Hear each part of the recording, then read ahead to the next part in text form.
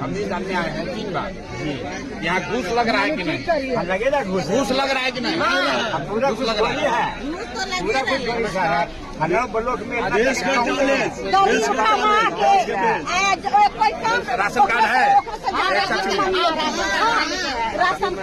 Ration card में कै kilo अनाज मिल रहा है? 4 की 5? 1 किलो चोरी कर रहा है। 4 किलो मिल रहा है।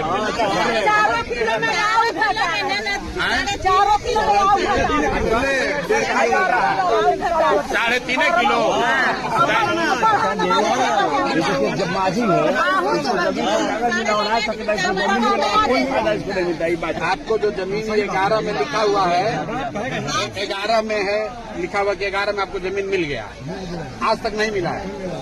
डीएम एसडीएम कुछ नहीं कर रहा है, बीडीओ सीओ कुछ नहीं। तो नीतीश बाबू जब आए तो आप काहे नहीं बोले?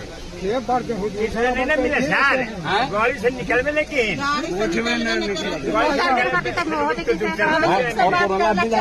सरकार से करो लाभ।